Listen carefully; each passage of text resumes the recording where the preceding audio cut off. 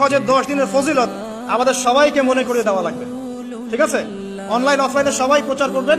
এই 10 দিন নেক আমলের জন্য একটা উৎসবের উপহার আল্লাহর পক্ষ থেকে। এই 10টা দিন যেন আমরা আল্লাহর পক্ষ থেকে এই উপহারকে কাজে লাগাই, বেশি বেশি নেক আমল করি, পরকালকে গুছিয়ে নেই।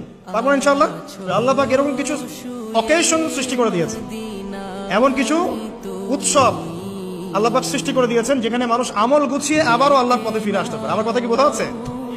ঠিক এরকমই একটা উৎসব হচ্ছে, একটা অকেশন হচ্ছে আমলের উৎসব, সেটা হলো এই জিলহজ মাসের প্রথম 10 দিন।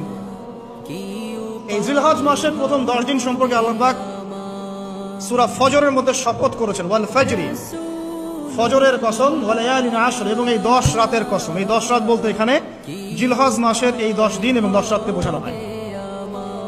এর ফজিলত সম্পর্কে নবী সাল্লাল্লাহু আলাইহি ওয়াসাল্লাম একটা হাদিসে বলছেন, সহিহ বুখারীর হাদিস, আনাস রাদিয়াল্লাহু আনহু ইবনে আব্বাস রাদিয়াল্লাহু আনহুমা থেকে বর্ণিত, নবী করিম সাল্লাল্লাহু আলাইহি ওয়াসাল্লাম বলেছেন যে মা মিন আইয়ামিন আমালু সালিহু ফীহিন্না আহাব্বু ইলাল্লাহ মিন হাযিহিল আইয়ামিল আশরা।